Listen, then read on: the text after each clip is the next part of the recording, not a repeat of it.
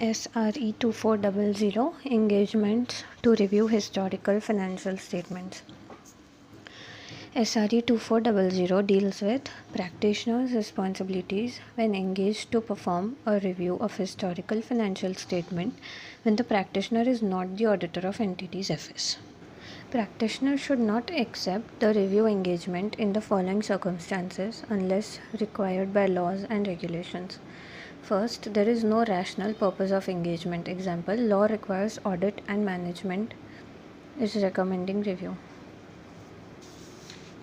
Next, practitioner has doubt about management's integrity. Next, management is imposing a limitation on scope of work which may result into disclaimer before acceptance of engagement. And last, when practitioner has the reason to believe that relevant ethical requirements including independence will not be satisfied. Third question, agreeing the terms of review engagement. The answer to this is similar to the contents and requirements of SA 210. You can refer SA 210 for this answer. Next question, performing the review engagement after its acceptance. Determine materiality, obtain understanding of entity and its environment, design and perform inquiry and analytical procedure, perform additional or other procedure if necessary in the circumstances, perform specific audit engagement for subsequent event as required by SA 560, obtain appropriate written representation from the management as required under SA 580. And last, evaluate the audit evidences obtained to form an appropriate conclusion on the FS before expressing it in their report. Next question, when practitioner has a reason to believe that FS may be materially misstated, then he should consider performing additional procedures or other procedures till the time he arrives at one of the following conclusions. A. Practitioner is able to conclude that account balance is not likely to be materially misstated. Or B.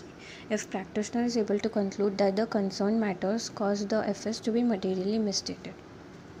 Note, if practitioner is not able to arrive at any of the above conclusions, even after considering additional procedures, then practitioner may conclude that a limitation to his scope may exist due to which he may not be able to form an unmodified conclusion.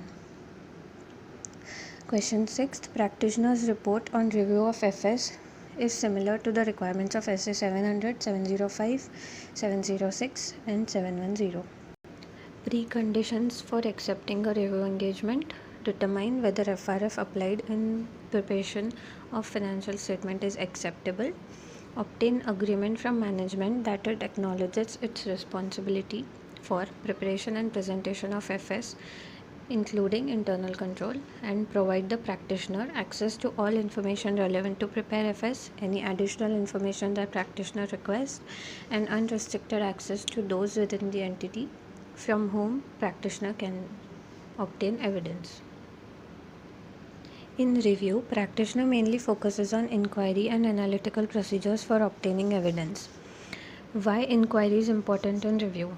Evidence obtained through inquiry is principal source of evidence about management's intent. Performing inquiry procedures also assist practitioner to obtaining understanding of entity and its environment and to identify areas where the material misstatements are likely to arise in FS. Next question, why analytical procedures are important in review? Performing analytical procedure assists the practitioner in obtaining understanding of entity and its environment, identify inconsistencies from expected trends or value, provide corroborative evidence, and serving as additional procedure when practitioner becomes aware of matters that cause him to believe that FS may be materially misstated. Perform procedures to address specific circumstances. First, fraud and non-compliance. If there is an indication that fraud and non-compliance with laws and regulations has occurred, practitioner shall communicate this to TCWG. Related party. During review, practitioner shall remain alert for information that may indicate existence of related party relationships or transactions. Subsequent event. If practitioner becomes aware of events occurring between the date of FS and date of report that require adjustment or disclosure, he shall request management for adjustment or disclosure. Going concern. Review includes consideration of entity's ability to continue as a going concern. And last, using work of others. In performing review, it may be necessary for practitioner to use work performed by other practitioners or experts. Perform additional procedures on becoming aware that FS may be materially misstated. If practitioner becomes aware of matters that cause FS to be materially misstated, he shall perform additional procedures to enable him to conclude the matter is not likely to cause FS as a whole to be materially misstated, or determine that the matter causes FS as whole to be materially misstated. Additional procedure focuses on obtaining evidence to enable practitioner to form conclusion on matters that cause FS to be materially misstated. Procedures may be additional inquiry or analytical procedure and other types of procedures such as substantive test of details or external confirmation. Written representations. Practitioner shall request to provide written representation that management has fulfilled its responsibility for preparation of FS and all transactions have been recorded in FS. Practitioner shall also request written representation that management has disclosed to practitioner all related party relationships and transactions, significant facts relating to fraud or suspected fraud, non-compliance with laws and regulations, all information relevant to use going concern assumption, subsequent event, material commitments, contractual obligations or contingencies, and material non-monetary transactions undertaken by the entity. If management does not provide the requested written representation, practitioner shall discuss matter with management, re-evaluate integrity of management, and take appropriate actions, including determining the possible effect of conclusion in practitioner's report as per this SRE.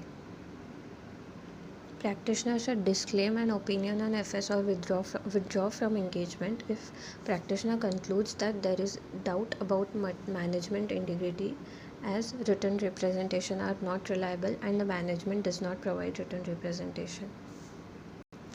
Practitioner's report. Practitioner's report shall be in writing and shall contain following elements: title, addressee, introductory paragraph, description of responsibility of management, description of practitioner's responsibility, description of review of FS and its limitation, paragraph under heading conclusion that contains practitioner's conclusion on FS.